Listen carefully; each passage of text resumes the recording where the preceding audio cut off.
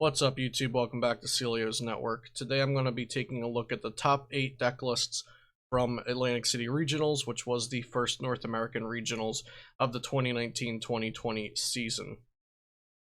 So the top 8 players were Azul Garcia-Griego with Mewtwo Box, Grant Manley with Pidgeotto Control, Isaiah Brandner with Mewtwo Box, Tristan Masick with Mewtwo Box, Ryan Antonucci with Pika, Michael K Tron with Psychic Malamar, Danny Altavia with Pika, and then Benjamin Branch with Pika.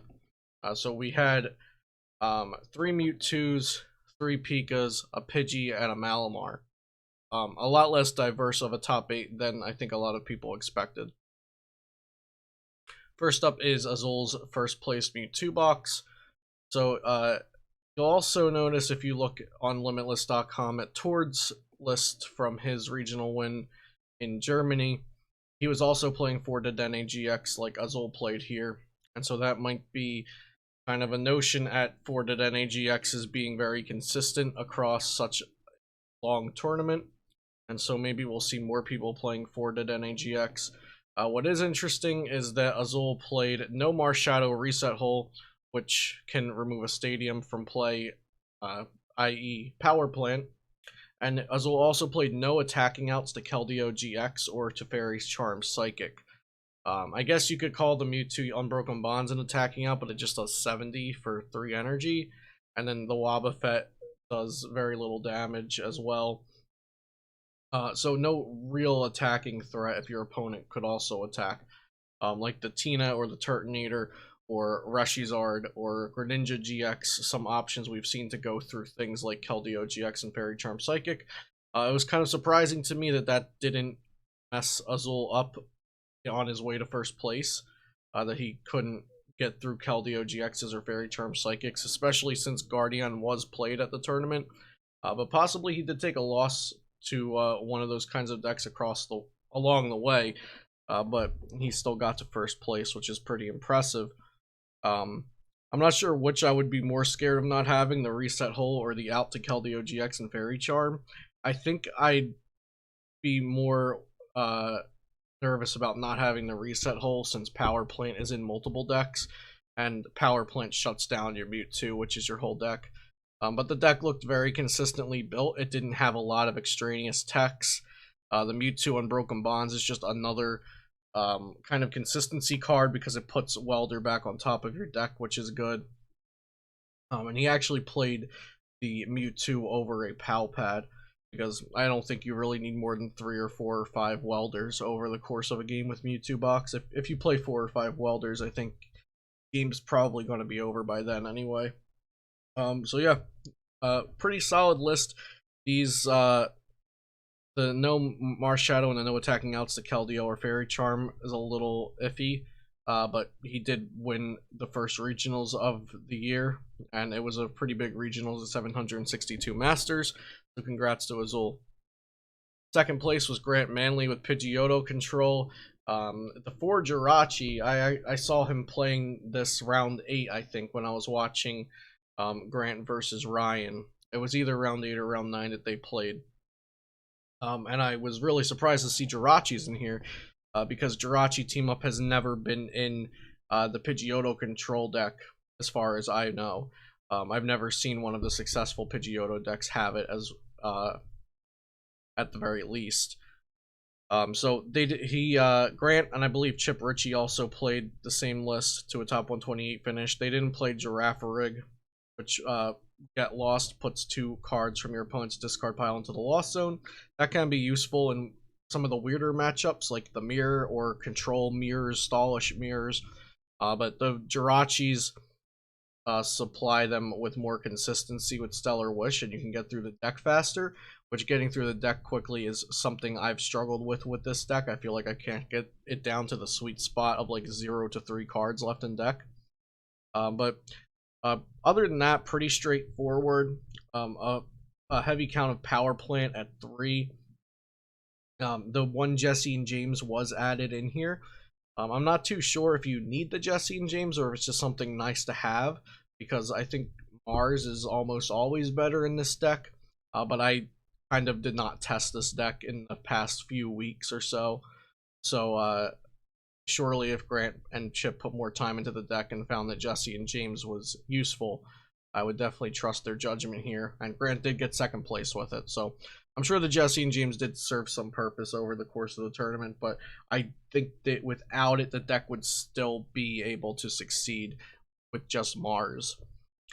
So yeah, nothing else too special to note here aside from the Jirachis and the no Girafarig, but the Jirachis is such a huge thing. Like, that's a whole new engine to the deck pretty much. So yeah, I think this is definitely a really solid list to look at moving forward if you're interested in Pidgeotto control. Third place, Isaiah Brandner with Mewtwo Box. This was Isaiah's first tournament, or first major tournament as a master, so this is insane for him. Big congrats to Isaiah. He was playing Mewtwo Box with Jirachis, so 3 Jirachi, 3 Mewtwo, and 3 Dedenne. He did play 2 attacking outs to Keldeo, GX, and Fairy Charm Psychic. Both the Double Blaze with 6 energy from Reshizard, and the Giratina from Lost Thunder that can recur itself, and you can Turbo Strike energy onto it. Also note, he's up to 9 fire energy. And in energy recycle system, some people might choose fire crystals, some might play 8 fire energy. I tend to like the higher count of energy because the welders are so important, and you want to attach 2 energy every time you welder. Again, other than that, nothing too special here, but I like the Reshizard. I don't like oh, actually no, he is playing the Charizard GX. So he's playing both the Charizard GX and the Reshizard GX. I think you always play the Charizard GX, and then if you want to go through abilities and effects, like I mentioned, Keldeo and Fairy Charm, then you also play the Reshizard for its Double Blaze GX. So yeah, I really like this list. I'm kind of in between Isaiah's and Tristan's for whose list I like more, but I think they're both really, really great if you're looking to go with a Jirachi build of Mewtwo Box. So of course, next is Tristan's. He played 4 Jirachi. He also played the reset hole, whereas Azul and Brandner did not play the reset hole.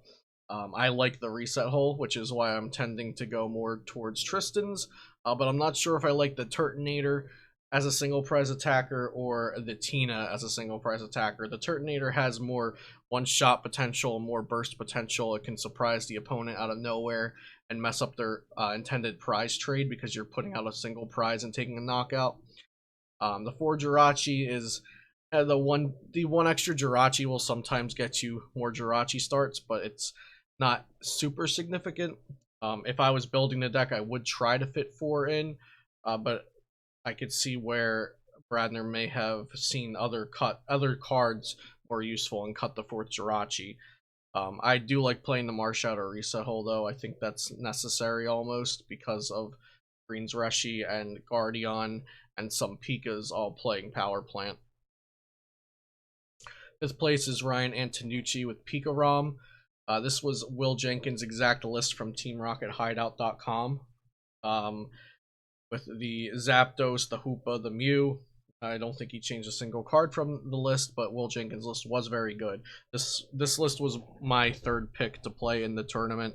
I had really no respect for Pika Rom until I saw Will Jenkins' list and played it myself, and this list just felt very, very good. The 3 Cynthia, 3 Stamp. The 3 Stamp is so dirty versus Ability Zard. Like, this deck almost felt like a counter to Ability Zard just because of the triple Stamp. And that could be a reason why Ryan did so well with the deck. We do see an abundance of Pika Rom doing well at this tournament, though. So yeah, nothing too much to talk about here since Will kind of covered it all in his article if you want to go check that out at TeamRocketHideout.com. 6th place is Michael K Tron with Malamar. Playing some interesting stuff here. Cards I did not expect to see. The Tina Prism Star. It hits for 160 instead of 130 like Tina Lost Thunder does. So that means you can Oko a Hoopa if that is if the opponent's trying to tech against you with Hoopa, and you can also Oko an EVGX, which I don't think they're going to be expecting, and they're going to go in with that EVGX as a counter to your Malamar deck. The EVGX then take damage and evolve into Flareon and fully heal combo. Tina Prism really shuts that down if you can get to Tina Prism at the desired turn. Also playing 2 Mew Unbroken Bonds, it's good for spreading, and it's also, if you play against a Pika ROM and they knock out your first Mew and you just bench another, that's really, really good.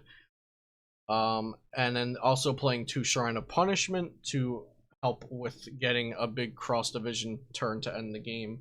And also I should add that Crisis Dive from Tina Prism just puts more damage on the board for an endgame cross-division.